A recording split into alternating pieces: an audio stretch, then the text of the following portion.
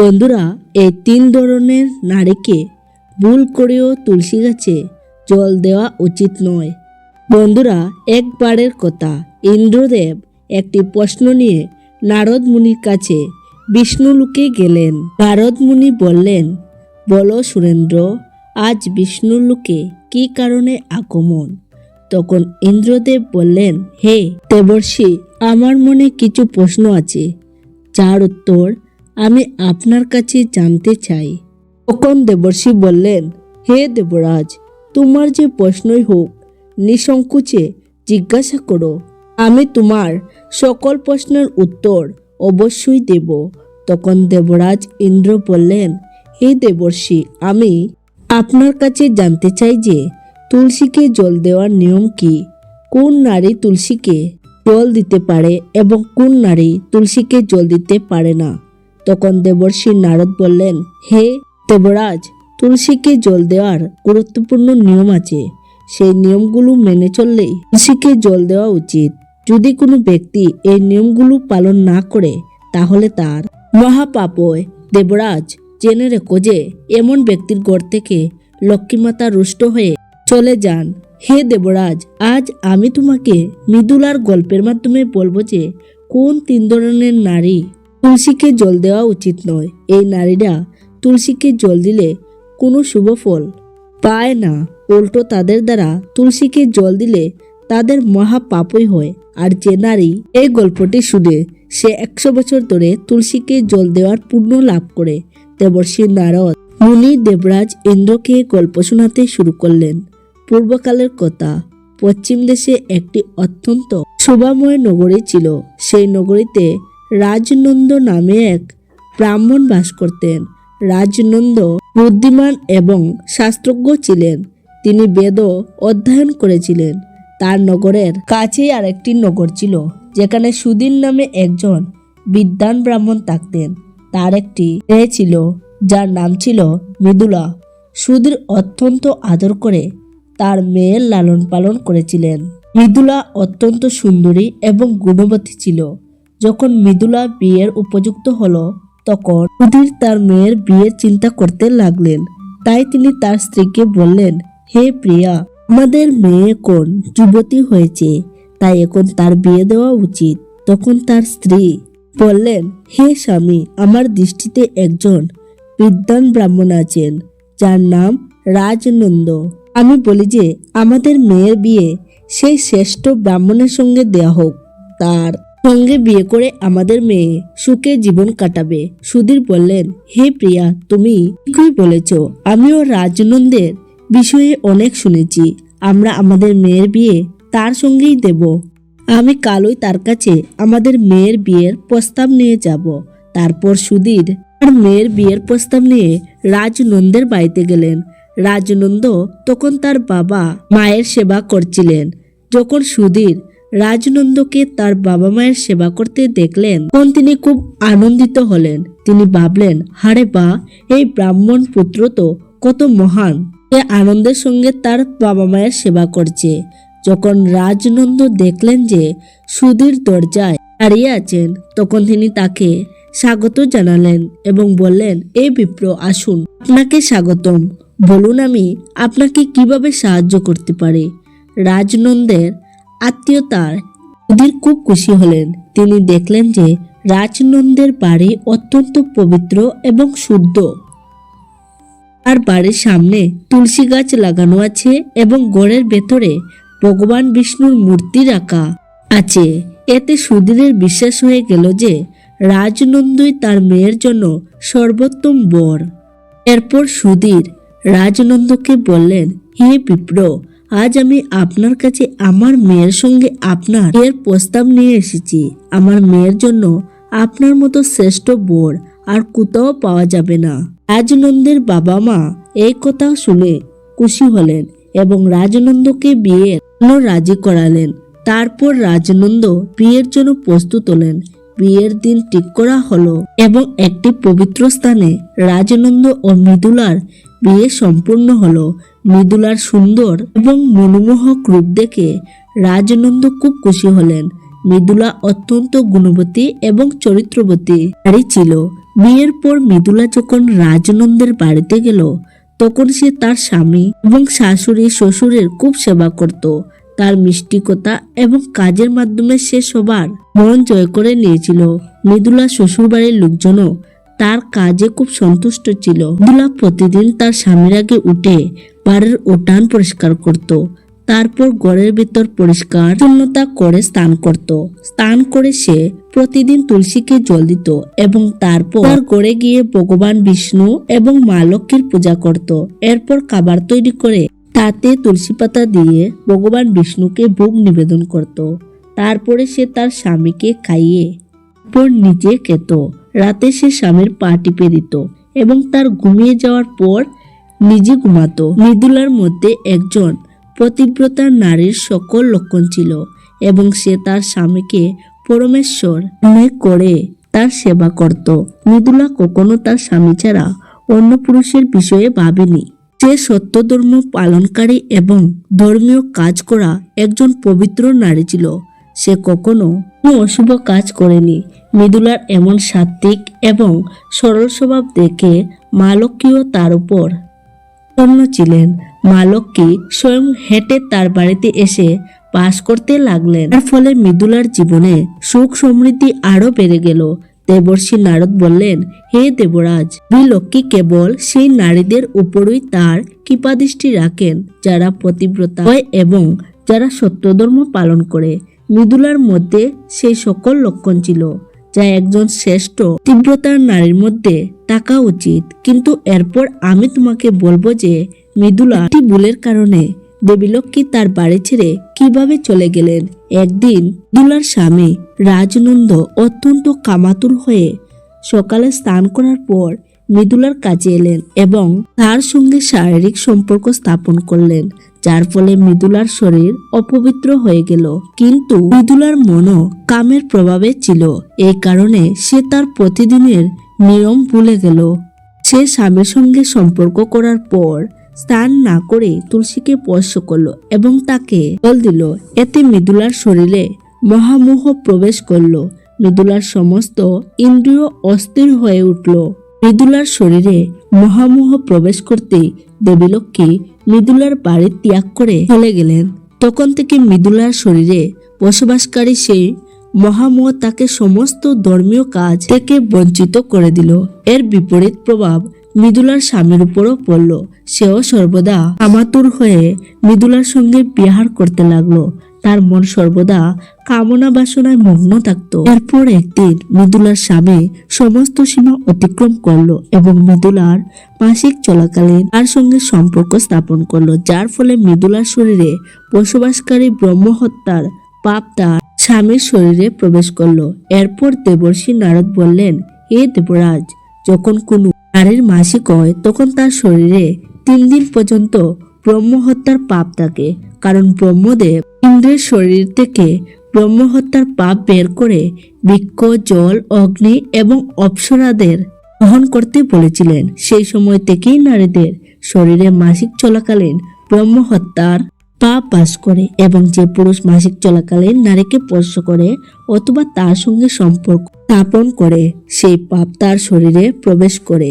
সেই ব্রহ্ম হত্যার পাপ মৃদুলার স্বামীর শরীরের ভেতর প্রবেশ করলো এবং সে মাটিতে পড়ে গেল। সঙ্গে সঙ্গে তার কুষ্ঠরোগ হয়ে গেল। তার অঙ্গ প্রত্যঙ্গ জ্বলতে লাগলো। তার শরীরে ফুসকা পড়ে গেল এবং সে যন্ত্রণায় চিৎকার করতে লাগলো, হায়, আমি একই অপরাধ করলাম। আমার দ্বারা ভয়ানক পাপ হয়ে গেছে। আমি সবকিছু জেনেও মহাপাপ করেছি। এখন আমাকে কে রক্ষা করবে? মৃদুলার শাশুড়ি সঙ্গে সঙ্গে সেই জায়গায় এলেন। তিনি দেখলেন যে তার ছেলে কুষ্ঠরোগে আক্রান্ত হয়ে মাটিতে পড়ে আছে। তিনি রাগে মৃদুলার উপর চটে গিয়ে বললেন, আরে কুলটা, আরে পাপিনী, তুই একই করলি, নিজের স্বামীর ধর্ম নষ্ট করে দিলি। নিজের স্বামীর এমন অবস্থা দেখে মৃদুলা খুব ভয় পেয়ে গেল এবং জুড়ে জুড়ে কাঁদতে লাগলো, এ শাশুড়ি মা, আমাকে ক্ষমা করো। আমার দ্বারা খুব বড় অপরাধ হয়ে গেছে। কামের বশীভূত হয়ে আমার দ্বারা এই অপরাধ হয়েছে। মৃদুলার শাশুড়ি বললেন, এ পাপিনী, তুই এখনই এই বাড়ি থেকে চলে যা। তোর মতো কুলটা নারীর এই বাড়িতে থাকা উচিত নয়। তুই আমার ছেলের জীবন নরক করে দিয়েছিস। মৃদুলা বলল, এই শাশুড়ি মা, আমি কোথায় যাব? আমার স্বামী ছাড়া আমার আর কেউ নেই। আমি তাকে ছাড়া বাঁচতে পারবো না। মৃদুলার শাশুড়ি বললেন, তুই যেখানে খুশি গিয়ে মর, কিন্তু এখন তুই এই বাড়িতে থাকতে পারবি না। এই কথা বলে মৃদুলার শাশুড়ি তাকে ধাক্কা দিয়ে বাড়ি থেকে বের করে দিলেন। এরপর মৃদুলা দুঃখিত হয়ে বাড়ি থেকে বেরিয়ে এলো। তার ভুলের জন্য তার খুব অনুশোচনা হচ্ছিল। সে কি করবে কিছুই বুঝতে পারছিল না। মৃদুলা হাঁটতে হাঁটতে একটি জঙ্গলে গেল। সেই জঙ্গলে একজন সাধুর আশ্রম। তখন সে সেই আশ্রমে সাহায্যের জন্য গেল, কিন্তু সেখানে কেউ ছিল না। মৃদুলা সেই আশ্রমেই বসে পড়ল এবং নিজের দোষের বিষয়ে ভাবতে ভাবতে দুঃখিত হতে লাগলো। কিছুক্ষণ পর একজন ঋষি সেই আশ্রমে এলেন, যার আশ্রম সেটি। যখন সেই ঋষি একজন নারীকে তার আশ্রমে দুঃখিত অবস্থায় বসে থাকতে দেখলেন, তখন তিনি অবাক হয়ে গেলেন এবং কাছে গিয়ে এই নারীকে জিজ্ঞাসা করতে লাগলেন, হে কল্যাণী, তুমি কে এবং কি কারণে এই জায়গায় একা বসে আছো? তোমার দুঃখের কারণ কি? তখন সেই নারী বললেন, এ মুনিবর, আমার নাম মৃদুলা। আমার দ্বারা ঘোর পাপ হয়ে গেছে। সেই কারণে আমি আমার পরিবার থেকে বিচ্ছিন্ন হয়ে এই জায়গায় এসেছি। সেই ঋষি বললেন, এ দেবী, তুমি একই বলছো? তুমি কোন পাপ করেছো? আমাকে বিস্তারিতভাবে বলো। আমি যদি তোমাকে কোনো সাহায্য করতে পারি তাহলে অবশ্যই চেষ্টা করব। মৃদুলা বলল, হে মুনিবর, আমার দ্বারা ঘোর পাপ হয়েছে। মাসিক চলাকালীন আমি স্বামীর সঙ্গে সম্পর্ক স্থাপন করেছি। এই কারণে আমার স্বামী কুষ্ঠরোগে আক্রান্ত হয়ে কষ্ট পাচ্ছেন। তখন ঋষি বললেন, কন্যা, তুমি চিন্তা করো না। তোমার দ্বারা যে পাপ হয়েছে তার প্রায়শ্চিত্ত করো, তুমি পাপ থেকে মুক্তি পাবে। তুমি এই আশ্রমে বসে ভগবান বিষ্ণুর পূজা করো, প্রতিদিন তুলসীকে জল দাও এবং গোমাতার সেবা করো। তোমার স্বামী খুব তাড়াতাড়ি সুস্থ হয়ে যাবে। তারপর সেই মৃদুলা সেখানেই সেই আশ্রমে থেকে প্রতিদিন ভগবান বিষ্ণুর পূজা করতে লাগলো। রোজ স্নান করে সে ব্রহ্মচর্য পালন করে তুলসীকে জল দিত এবং তুলসীর পাতা দিয়ে ভগবান বিষ্ণুকে ভোগ নিবেদন করত। তারপর গরুদের খাবার দিত এবং তাদের সেবা করত। সারাদিন সে ভগবান বিষ্ণুর মূর্তির সামনে বসে ভগবান বিষ্ণুর ভক্তি করতে লাগলো। এইভাবে 1 বছর কেটে গেল। ভগবান বিষ্ণু মৃদুলার দৃঢ়নিষ্ঠা এবং ভক্তিতে অত্যন্ত খুশি হলেন এবং মৃদুলাকে স্বচক্ষে দর্শন দিলেন। ভগবান শ্রীহরি বিষ্ণুকে নিজের সামনে দাঁড়িয়ে থাকতে দেখে মৃদুলাকে দেখে বারবার প্রণাম করতে লাগলো। তখন ভগবান বিষ্ণু মৃদুলাকে বললেন, এ কন্যা, তুমি খুব শ্রদ্ধা এবং ভক্তি সহকারে আমার আরাধনা করেছ, তাই এখন আমি তোমার উপর প্রসন্ন। বলো, তোমার কি ইচ্ছা? তখন মৃদুলা বলল, হে প্রভু, দয়া করে আমাকে বলুন, আমার কোন দোষের কারণে আমার মধ্যে কামনা বাসনা হয়েছিল, যার কারণে আমার দ্বারা ঘোর পাপ হয়েছিল এবং আমার স্বামীর কুষ্ঠ রোগ হয়েছিল। ভগবান বিষ্ণু বললেন, এ কন্যা, এখন তুমি মহামোহ প্রবেশ করেছিল। একদিন তুমি তোমার স্বামীর সঙ্গে সম্পর্ক করার পর স্নান না করে তুলসীকে জল দিয়েছিলে। স্বামী স্ত্রী যখন নতিক্রিয়া করে তখন তাদের শরীর পবিত্র হয়ে যায় এবং এমন অবস্থায় তুলসীকে কখনো স্পর্শ করা উচিত নয়। তুলসী লক্ষ্মীরই রূপ। তুমি অপবিত্র অবস্থায় তুলসীকে জল অর্পণ করেছিলে, যার কারণে দেবী লক্ষ্মী তোমার বাড়ি ত্যাগ করে চলে গিয়েছিলেন এবং তারপর মহামোহ তোমার মনের মধ্যে প্রবেশ করেছিল। সেই মহামোহের কারণে তোমার এবং তোমার স্বামীর মধ্যে কামের প্রভাব বেশি বেড়ে গিয়েছিল এবং মাসিক চলাকালীন নারীর সঙ্গে সম্পর্ক হওয়ার কারণে তোমার স্বামীর কুষ্ঠরোগ হয়েছিল। মৃদুলা বলল, হে প্রভু, না জেনে আমার দ্বারা এই বড় পাপ হয়ে গিয়েছিল। এখন এই পাপের কি প্রায়শ্চিত্ত? ভগবান বিষ্ণু বললেন, এ মৃদুলা, এই পাপের প্রায়শ্চিত্ত তুমি 1 বছর পর্যন্ত ব্রহ্মচর্য ব্রত পালন করে করছো, তাই এখন তুমি পাপ থেকে মুক্ত। মৃদুলা বলল, হে প্রভু, দয়া করে আমাকে বলুন যে কোন অবস্থায় তুলসীকে জল দেওয়া উচিত নয় এবং তুলসীকে জল দেওয়ার নিয়ম কি? ভগবান বিষ্ণু বললেন, এ মৃদুলা, এখন আমি তোমাকে তুলসীকে জল দেওয়ার নিয়ম বলছি, তুমি এটি মনোযোগ দিয়ে শুনো। এ কন্যা, তুলসী একটি অত্যন্ত পবিত্র গাছ। এটি আমার কাছে সবচেয়ে প্রিয়, তাই এর সাত্ত্বিকতা বজায় থাকা উচিত। এই গাছকে কখনো অপবিত্র অবস্থায় স্পর্শ করা উচিত নয়।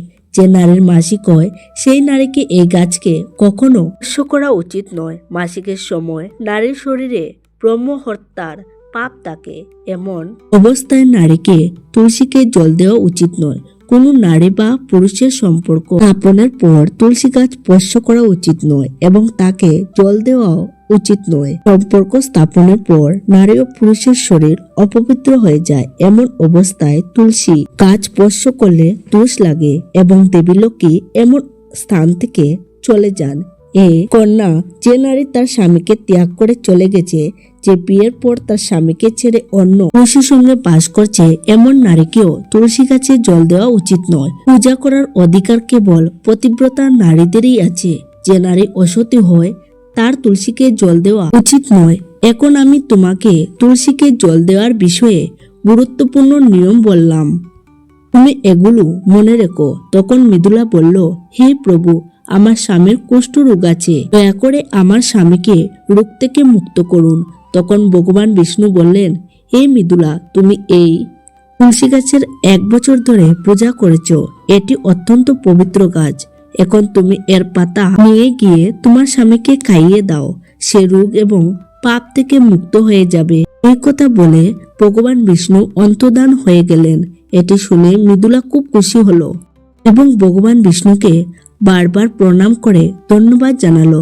তারপর মৃদুলা সেই তুলসী গাছের কিছু পাতা ভেঙে বাড়িতে গেল এবং তার কুষ্ঠরোগী স্বামীকে খাইয়ে দিল। তুলসীর পাতা খাওয়ার পর সঙ্গে সঙ্গে তার স্বামী একদম সুস্থ হয়ে গেল এবং মৃদুলাকে জড়িয়ে ধরল।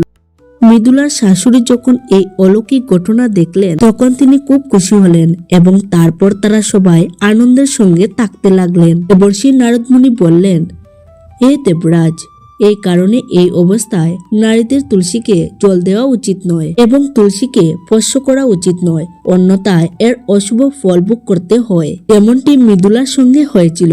বন্ধুরা, আসুন এবার তুলসী গাছ সম্পর্কিত কিছু জরুরি নিয়ম জেনে নিই যা আমাদের শাস্ত্রে বর্ণিত আছে।